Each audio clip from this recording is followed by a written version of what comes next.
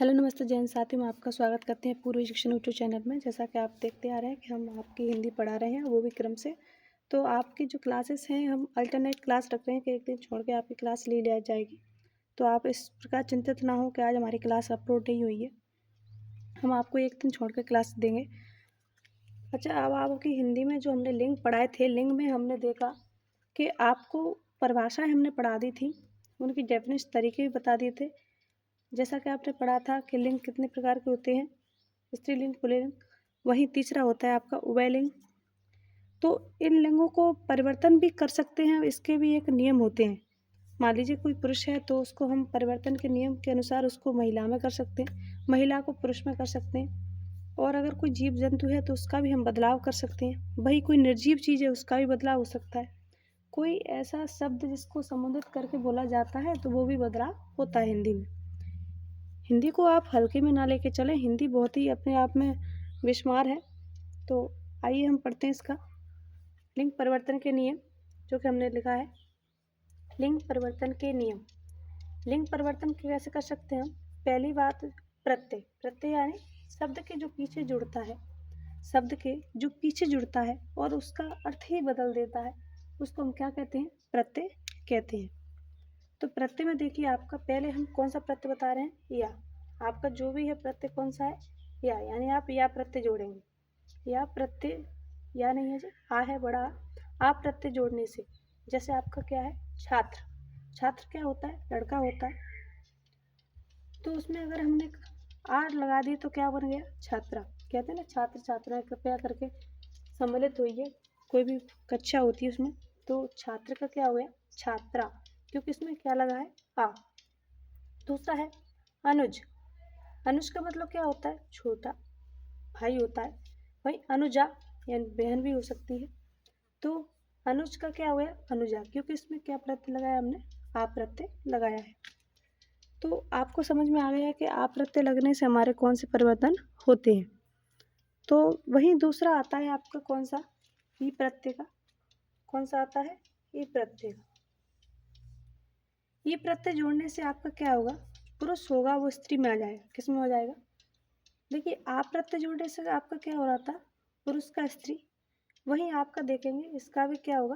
पुरुष का स्त्री होगा। क्या प्रत्यय जोड़ने से? ई प्रत्यय, बड़ी की जो मात्रा है वो आपकी अगर प्रत्यय जोड़ देंगे तो उसमें क्या हो जाएगा? आपका स्त्री हो जाएगा। जैसे देव। देव में आपने बड़ी की मात्रा लगाई तो क्या बन गया? देवी। क्या बन गया? देवी। देव का क्या हुआ? देवी। अब देखिए, ब्राह्मण। ब्राह्मण का क्या हुआ? ब्राह्मणी। क्या हुआ? अगर कोई व्यक्ति है, ब्राह्मण है, अगर उसमें हमने बड़ी लगा दी ब्राह्मणी, तो यानी महिला ब्राह्मणी हो जाएगी, उसकी पत्नी हो जाएगी। या उसकी पत्नी नहीं है तो ब्राह्मणी जो होती है, ब्राह्मण, उसमें जो साधु बच्ची होती हैं उनमें भी हो जाती है, महिला जो होती है उसको भी हम कहते हैं ब्राह्मणी। अब देखिए, अगला प्रत्यय है आपका क्या? छोटी ई। देखिए, बड़ी ई प्रत्यय हो गया, बड़ा आ प्रत्यय हो गया। अब कौन सा है? छोटी ई प्रत्यय, जिससे हम लिंग परिवर्तन करते हैं। इसमें या प्रत्यय जोड़ने से भी बनते हैं। कौन सा प्रत्यय? या प्रत्यय। बोलने से आपको ऐसा लगेगा कि जिसका आप या बोल रहे हैं। जैसे चिड़ा। चिड़ा क्या होता है? कि पक्षी होता है, जो चिड़िया होती है उसका एक पुरुष होता है, जिसको हम चिड़ा कहते हैं। कि चिड़ा चिड़िया बैठे हैं तो कहते हैं चिड़ा। चिड़ा का क्या हो जाएगा? चिड़िया। डिब्बा का डिबिया। बूढ़ा का बुढ़िया। गुड्डा का गुड़िया। इस प्रकार जो शब्द होते हैं हमारे क्या हो जाते हैं? अपने आप में ही परिवर्तन हो जाते हैं। देखिए, डिब्बा होता है, किस में आता है? पुल्लिंग में। डिबिया किस में आ गया? स्त्रीलिंग में। भाई बूढ़ा। बूढ़ा किस में आ जाएगा? स्त्रीलिंग में। बुढ़िया, कहते हैं बूढ़ा बैठा है तो कहते हैं बुढ़िया बैठी है, तो उसके लिए भी ये शब्द इस्तेमाल में होता है। अब देखिए, गुड्डा। गुड्डा का क्या हो जाएगा? गुड़िया। तो इस प्रकार छोटी की प्रत्यय लगाने से हम पुल्लिंग से क्या कर सकते हैं? स्त्रीलिंग कर सकते हैं। तीसरा है इन। क्या है? इन। छोटी की मात्रा है और नानन का है। इन प्रत्यय जोड़ने से, जैसे आपका है ग्वाला। ग्वाला का क्या हुआ? ग्वालिन। इन आ रहा है आपको बोलने में, देखो, ग्वाला, ग्वालिन। वही पापी क्या हो जाएगा? पापिन। क्या हो जाएगा? पापिन। नी प्रत्यय जोड़ने से, कौन सा? नी प्रत्यय जोड़ने से सिंह। सिंह का क्या बनेगा? सिंगनी। बड़ी की मात्रा जब कोई सिंह है मान लीजिए कोई जानवर है जो उसको सिंह बोलते हैं, अगर उसकी महिला सिंह नहीं कहेंगे तो क्या कहेंगे, नी प्रत्यय लगाएंगे, सिंह नी। भील का भील नी, भाट का भाट नी, इस सभी में क्या प्रत्यय लगाया आपका, नी प्रत्यय लगाए। कौन सा प्रत्यय लगाए, नी, जिससे उसमें क्या हो गया आपका, पुल्लिंग से स्त्रीलिंग हो गया है। तो इस प्रकार शब्दों में बदलाव आया। अब अगला आपका कौन सा है, आप देख रहे हैं, जैसा कि आप इनी इडी प्रत्यय जोड़ने से, कौन सा है, इनी इडी प्रत्यय जोड़ने से। तो आपका जो प्रत्यय है कौन सा है, इनी और इडी, इनी और इडी प्रत्यय जोड़ने से। जैसे कि तपस्वी का क्या हो जाएगा, तपस्विनी। कभी कभी ऐसा होता है कि इनी आ जाता है और कभी ना की जगह अड़ा आ जाता है। आपने इंग्लिश में भी देखा होगा अड़ा हमेशा किससे बनता है, एन से, यानी नान हल्के से। तो इस तरीके से हम समझ सकते हैं कि दोनों का मतलब एक ही होता है। तो इनी और एड़ी प्रत्यय जोड़ने से भी आपको क्या बनेगा, शब्द बनेगा। जैसे कि आप देख लीजिए, जैसे ये बना तपस्वी का तपस्विनी, क्या बना, तपस्वी का तपस्विनी। अधिकारी का अधिकारिणी, क्या बना, अधिकारी का अधिकारिणी, अधिकारी। इसमें देखिए ड़ी आया, इसमें नी आया, दोनों में अंतर है, लेकिन दोनों में ही क्या है, इनी और इड़ी प्रत्यय जोड़ने से भी आपको महिला यानी स्त्रीलिंग बनता है। अब देखिए क्या है, आयन प्रत्यय जोड़ने से, कौन सा, आयन प्रत्यय जोड़ने से। जैसे ठाकुर का क्या हो गया, ठकुरायन। चौबे का चौबायन, क्योंकि इसमें कौन सा प्रत्यय लगा है, आयन। कौन सा प्रत्यय लगा है, आयन प्रत्यय जोड़ने से भी आपका, जैसे ठाकुर, ठाकुर, ठाकुर की पत्नी क्या हो जाएगी, ठकुरायन। चौबे का चौबायन। अब देखिए अगला है आपका एका प्रत्यय, कौन सा है, एका प्रत्यय। कौन सा प्रत्यय है, एका प्रत्यय। कौन सा प्रत्यय, एका। एका प्रत्यय जोड़ने से, जैसे नायक, नायक का क्या बना, नायिका। पाठक का पाठका, पुस्तक का पुस्तका।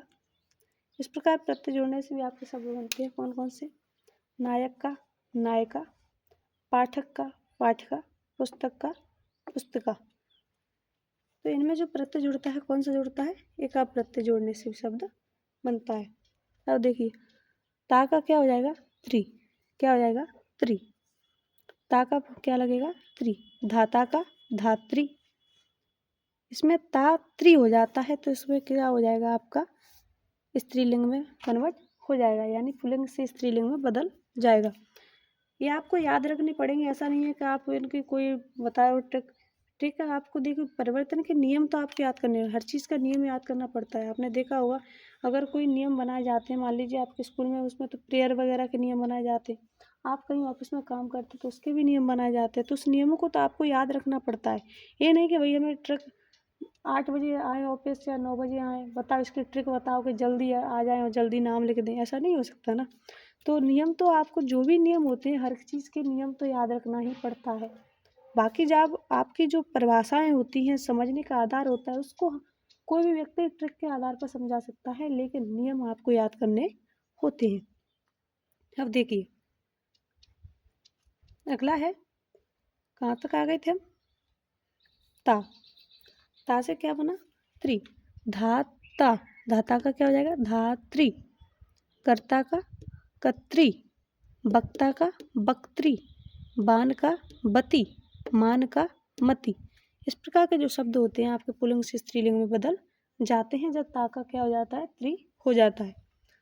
क्या हुआ, धाता का क्या हुआ, धात्री। कर्ता का कत्री, वक्ता का वक्ती, बान का बती, मान का मति।